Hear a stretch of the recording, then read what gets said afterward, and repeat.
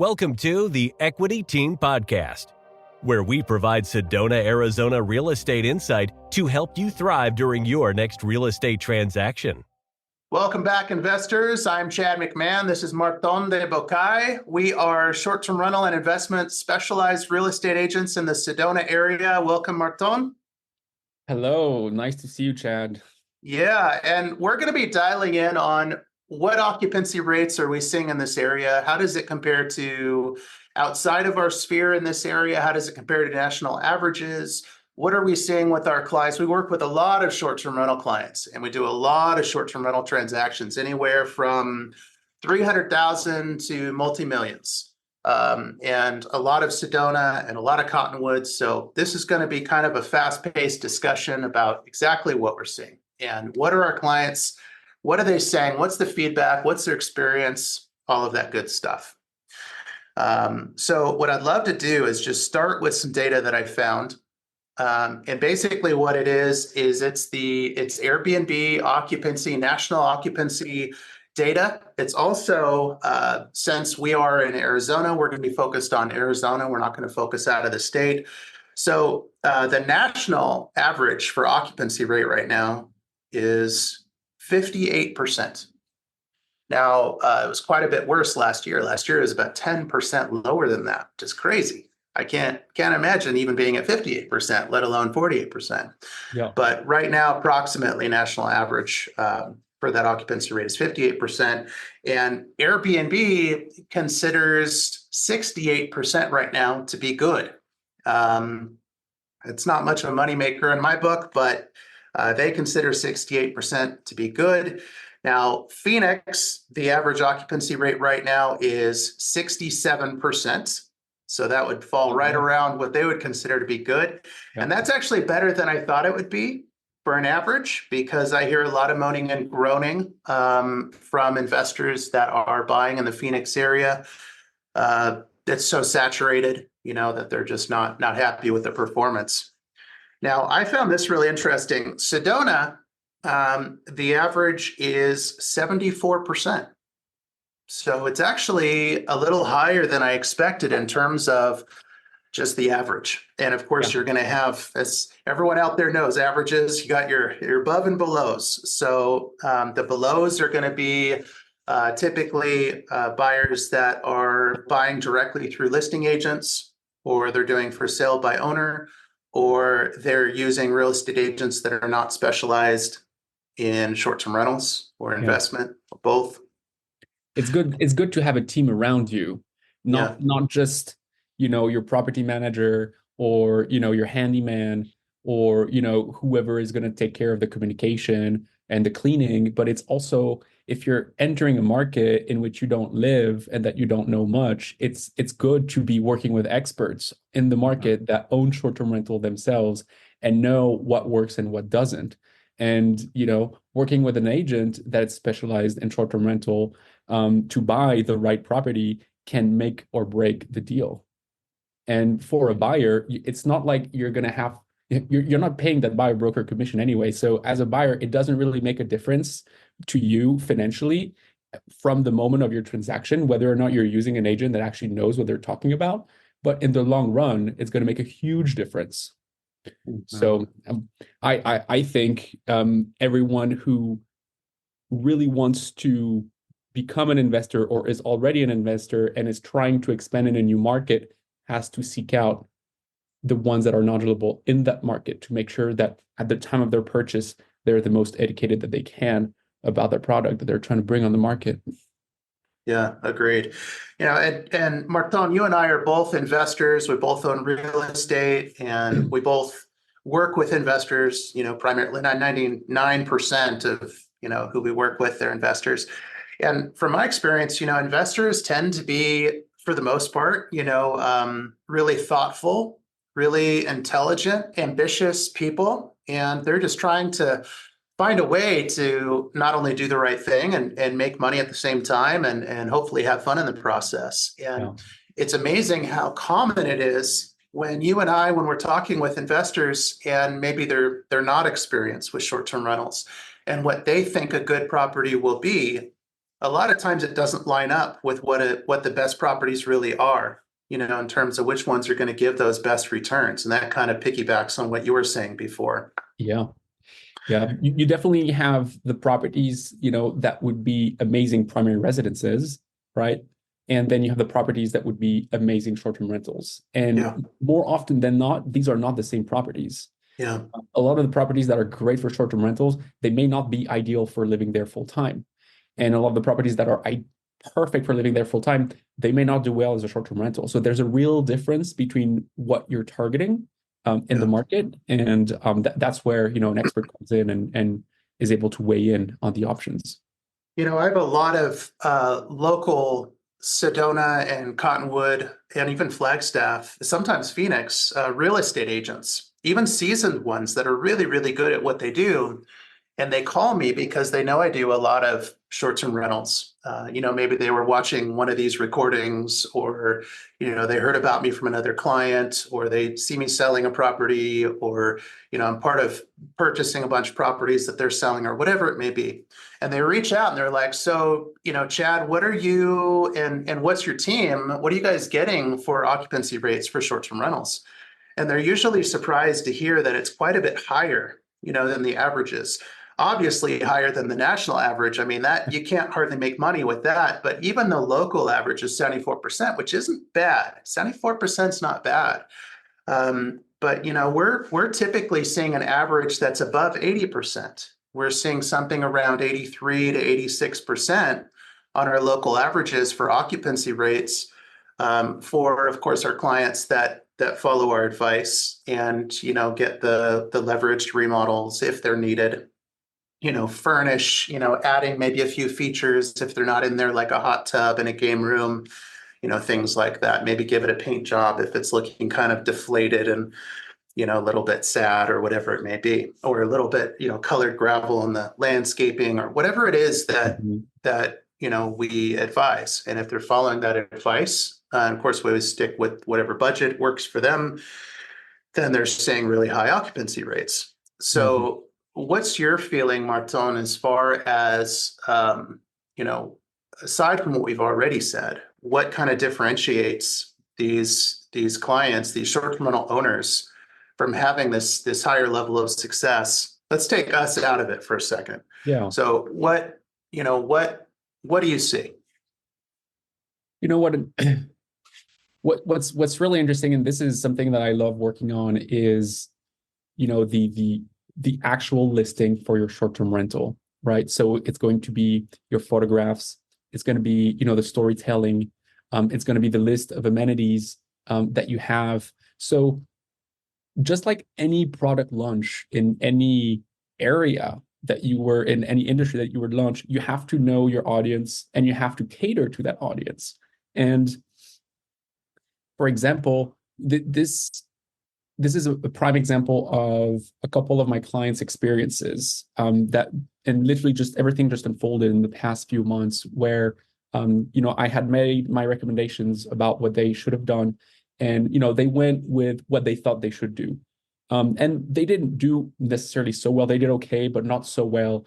And I have a tendency of going back in the Airbnb listings for all of my clients on a regular basis, and checking the calendars and looking at how they're doing and how they're booked out, and talking with them and seeing if there's anything that we can improve.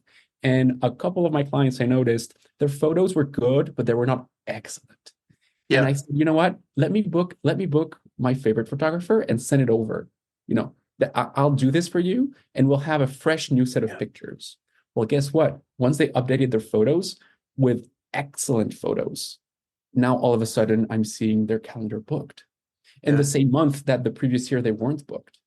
Even though we're hearing, oh, there's more inventory, there's more competition, it's harder to differentiate yourself. Yes, but if you do all the things right, you will differentiate yourself. Yeah. Right. And we're in a world where visual is so important. So when you're scrolling through Airbnb for your options for booking your stay, the ones that are going to grab your attention are the ones that are going to pop on your screen. So you're going to need really great interior design. You're going to need all the cosmetic updatings that you were mentioning, Chad. Because for the most part, when people are booking a stay somewhere, they want to get out of their little routine, and they want to have fun. They want to go away for the weekend. They want to go away for the week. They want to feel refreshed. They want to be in a different environment. So they want to be cozy. They want to be in a place that feels like nice, like they're almost treating themselves, right? They're treating themselves to a little trip. So they're going to book something that looks nice, and the photography, the storytelling, and the little and extra little things that you can do in your property will go a very, very long way. It will be the difference between being an average Airbnb with 74% occupancy or a great Airbnb with 90% occupancy. Yeah, that's right. I think that's spot on and very well said. And of course, like just the example of photography, that's one of several hundred things that you've got to do right if you want to perform well. But it's really, really important because, those photos obviously paint quite the picture, and way more powerful than, although the verbiage is incredibly critical, in terms of the marketing verbiage in an Airbnb and VRBO listing and on and on and on. But having those spectacular photos, you're right. I mean, it's amazing the impact that has.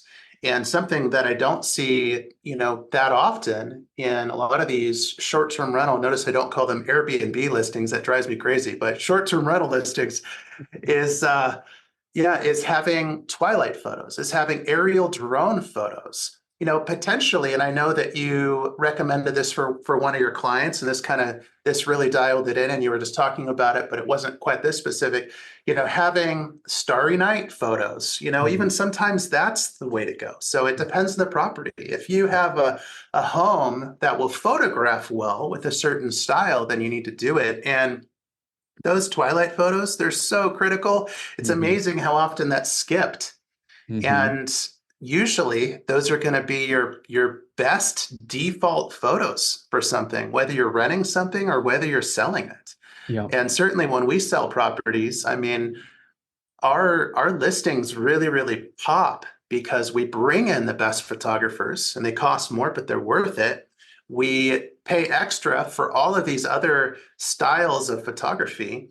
And then we really go through, and we make sure that we're picking only the best, that we're not doing as many of the redundant photos, that it tells a story as you go through the photos. I mean, there are all these things just with photos alone. I could talk for an hour about photos and how to position the photos and how to do it properly so that it's most effective. But yeah, with our clients, they're either getting help from our go-to property manager, or they're self-managing and we're guiding them.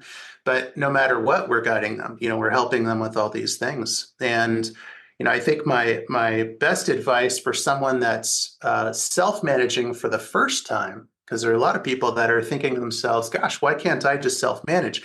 And they absolutely can. They can self-manage. They don't need to hire someone.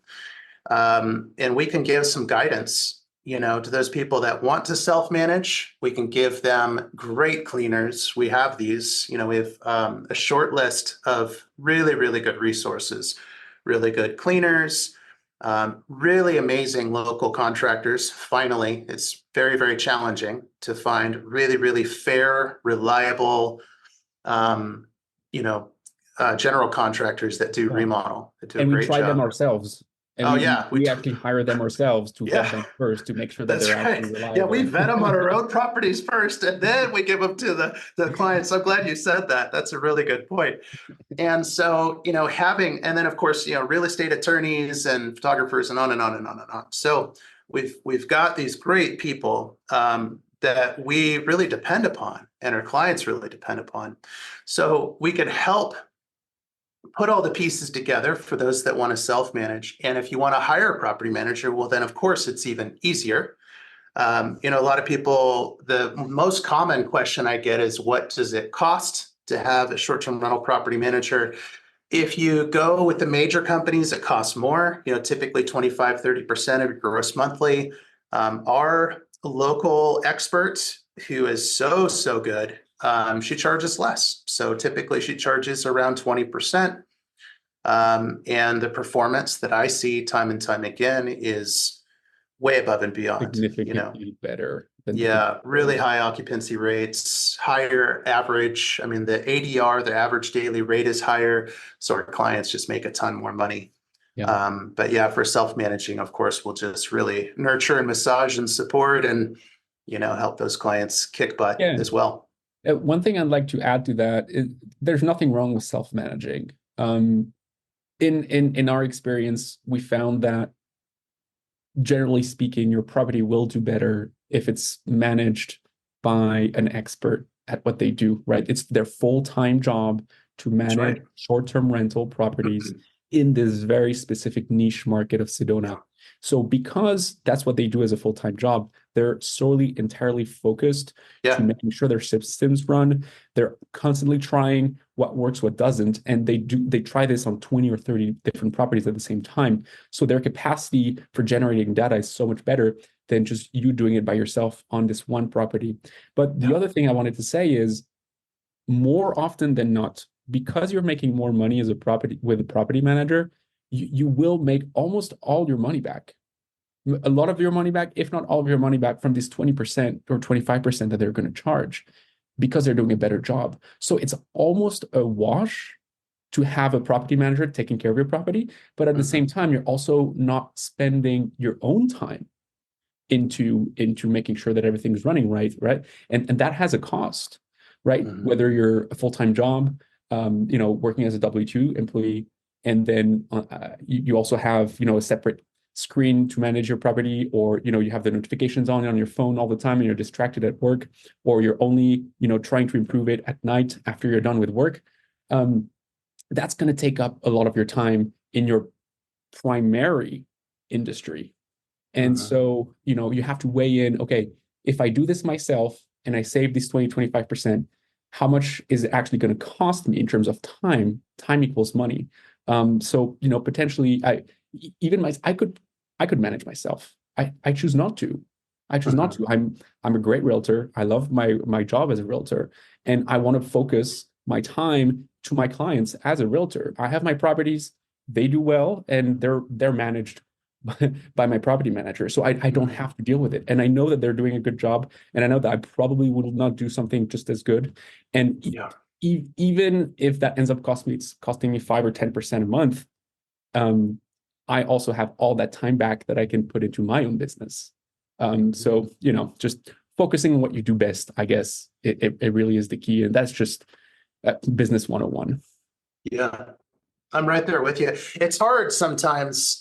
Sometimes we step over dollars as we're picking up pennies kind of thing. If you're wanting to save a buck, save a penny with everything you can, or earn the extra dollar every single way you can, but then you expand your own net of what you're trying to accomplish. It's really, really hard. You and I are the same way. We both really, really focus on our niche specialization, which is working with buyers and sellers regarding short-term rental properties, investment properties, whether it's single-family homes, multifamily, manufactured homes, condos, townhomes. Fix and flip.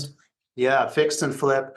So we're doing this stuff for investors. And, if clients want to live in a property, we typically refer that out. We don't do a lot of that business, or another member of the team will work with that, something like that.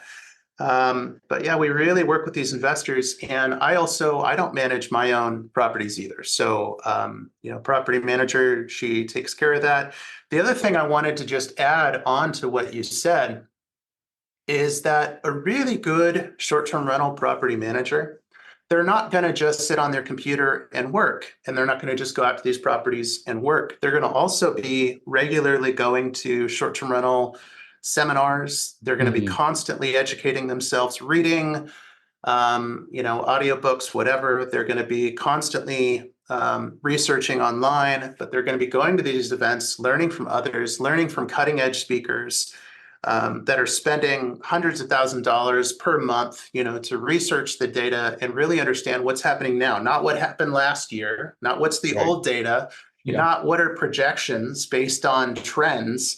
Because that kind of stuff is not all that accurate. I mean, it's a guide, but so our property manager, for example, she's constantly traveling around, going to these seminars, and constantly learning. And then what she learns from that, she comes back to her computer, and then she gets to work, and then she applies those things that she learned so that she can tweak all the listings, so that she can tweak physically the properties, get the best outcome possible, and really increase those occupancy rates.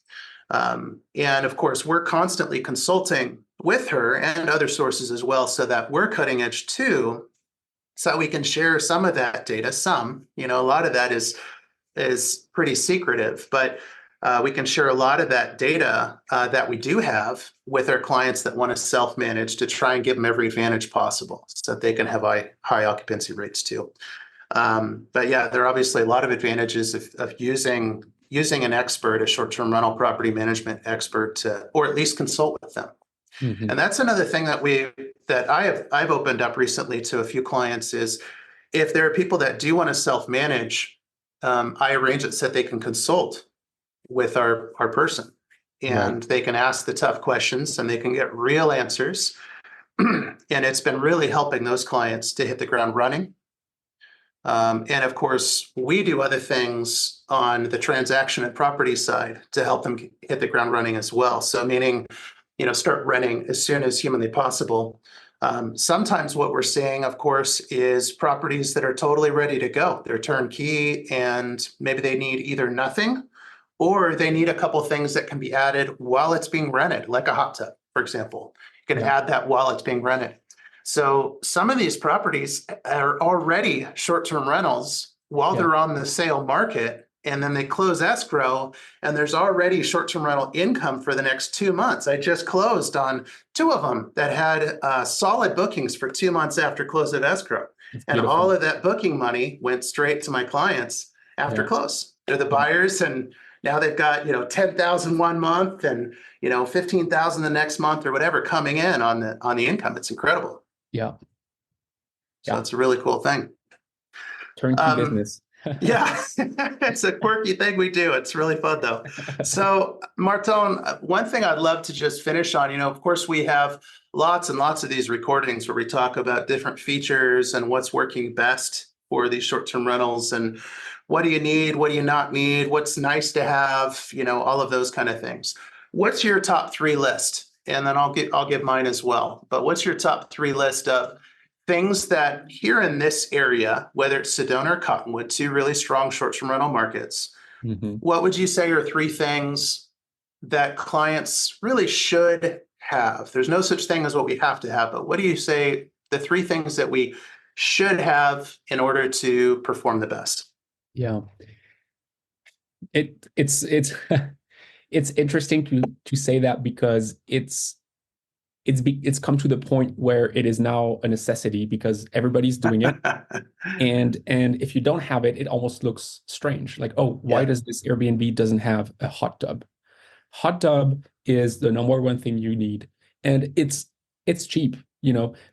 Having it delivered, installed, the permit, the new electrical upgrade, the pavers, whatever it is, it's going to be $10,000 to $15,000. It's really not that much of an investment, but it makes a huge difference on your returns. And now most Airbnbs have it, so you have to have it. You cannot not have it.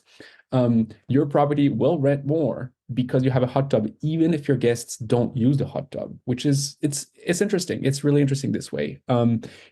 We are blessed with beautiful weather year round. So there are a lot of occasions where you would want to use the hot tub, and it's nice to have that, outside in a cozy private area in the back of your house, at the end of a long hike, and kind of rest with the jets in the hot water. It's amazing. So that I would say is number 1. Number 2, if you can afford it, or if you have the space for it, the new thing that's coming on the map is the pool. Historically, we haven't had many pools over here, but now that we've become such a popular tourist destination and our weather is really warm half of the year, the pool makes a huge difference. It's kind of like, for the identical property that has the space and the money for it, between whether or not you have a pool, it can be a 20% difference in returns.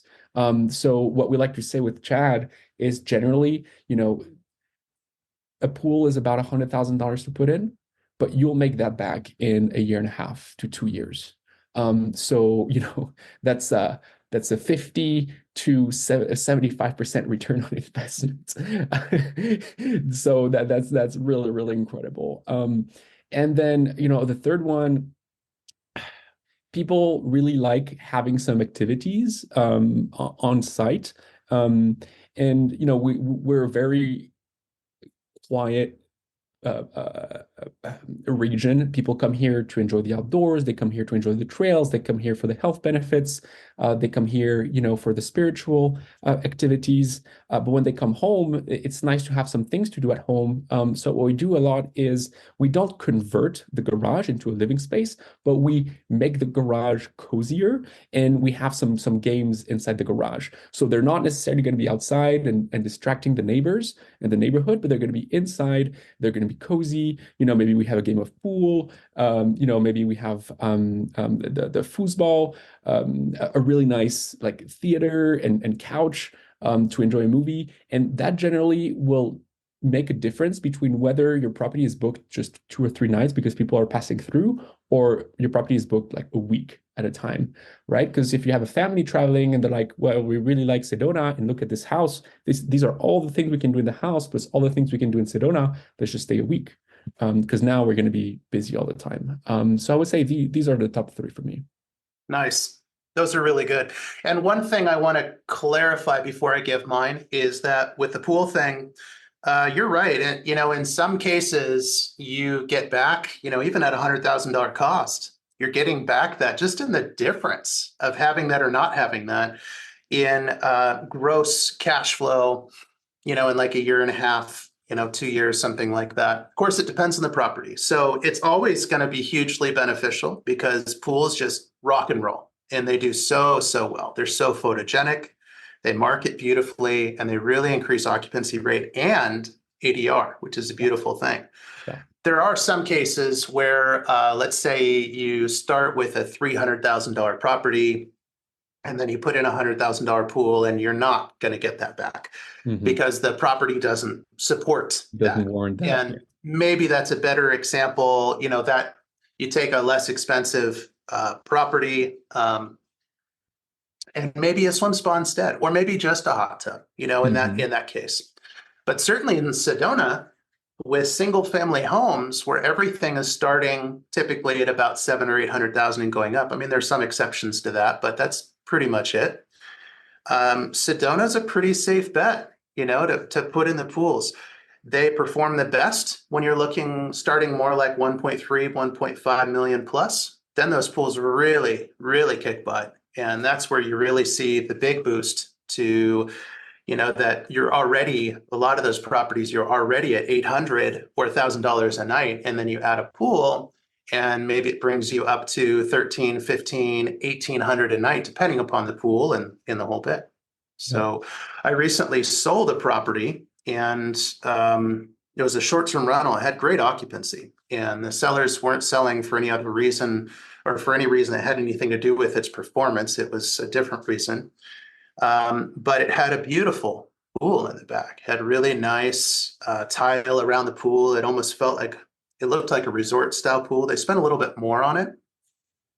And, my theory, knowing the property as well as I do, is that the high occupancy, it really came from that pool. And without that pool, if it just had a hot tub, it would do okay. But it probably would have been the difference between 70% occupancy and 90% occupancy, which is about where they were. So I agree. Makes a huge difference. Now, I'm going to cheat on my top 3 because you went first. So your 3 were great. They were absolutely great. And I'm going to parrot one of them, which is, the hot tub is really critical. And oftentimes it's neglected. It's especially critical for the winter months. It's crazy, but almost all of our clients' properties with hot tubs this winter were almost entirely booked up November, December, January, and February. Yep. And February last year was an incredibly profitable month for most of my clients. February was like a banner month. So almost like it was just like stacked with holidays. I mean, it was crazy. And in the past, that wasn't the case. February was an off month, and things didn't warm up till March, the whole bit. And of course, we got spring break during March, and that really helps. But February, if you have a hot tub, that's really, really good. This, next month is February, and we're already seeing really high occupancy rates with high ADRs, again, with these hot tubs. So that's my parroting is the hot tub thing. Obviously, I totally agree with everything else you said too. The pool thing, gosh, they're so expensive, but it's so important. If you want to have an edge in this business, you want to have an advantage over your competition, have a hot tub and a pool. You will have that edge, and you're going to sleep a lot better at night, and you're going to see that. So the other two things that I just wanted to share, one is properties that are really photogenic. And I can't emphasize this enough, and this comes way circling back to what we were talking about before. These really thoughtful, really smart investors, they're coming in and they're bargain shopping, right? So at first they're like, oh, well, we've got to keep it under here, under this price. And what's wrong with these properties, Chad? What's wrong with these properties, Martin? And then we tell them, that, okay, well, this property looks like all the other properties. It's really common. It's kind of boring. We're pretty direct. So it's pretty common. It's pretty boring. And the problem is it's going to photograph like all the other ones too. Even if you bring in the best photographer in the world, the property is what the property is.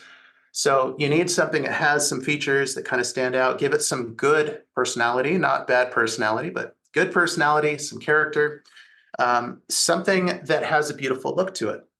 You don't have to buy, a $20 million property to accomplish that.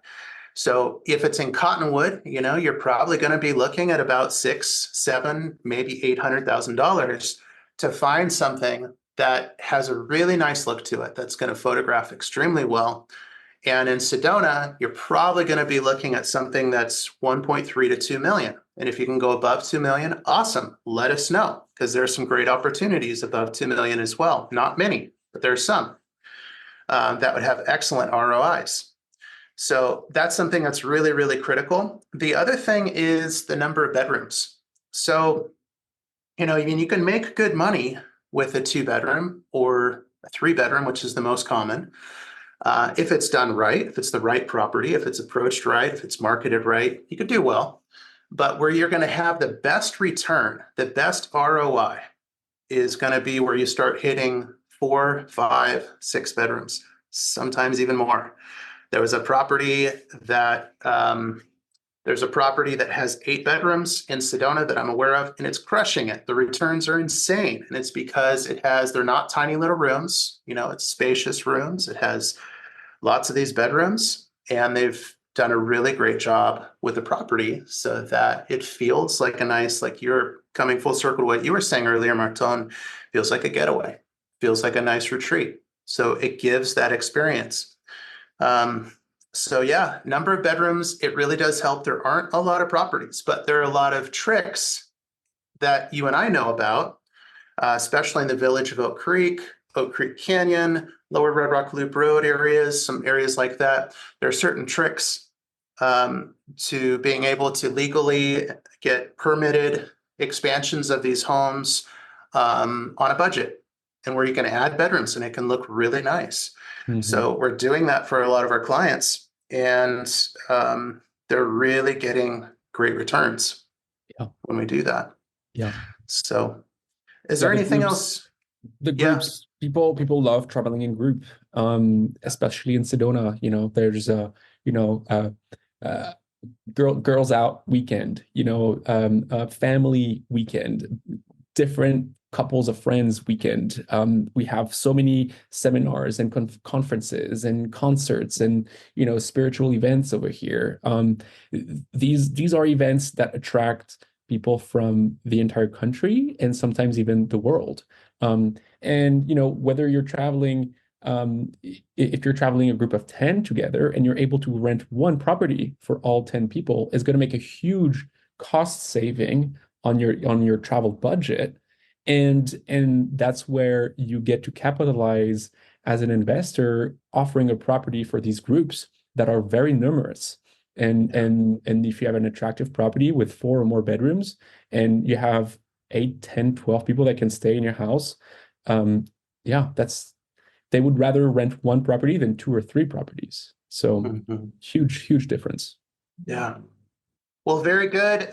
Thank you everyone for joining us. I hope this has been helpful for you. We sure love what we do, and we love, helping our clients just rock and roll out there and make a ton of money. And our goal is always every property that our clients purchase through us, that it's going to be their flagship. It's going to be the foundation for their investment portfolio, and we strive really hard for that to be the case. So reach out anytime, either of us, anytime. We can answer questions. We're happy to consult. We do that often. Beyond that, everyone, good luck out there. Make a lot of money and treat each other right. All right, take care. Have a good one. Thanks for tuning in to the Equity Team Podcast. To speak with one of our top agents, visit us at owninaz.com. That's owninaz.com. Or call us at 928-323-0031.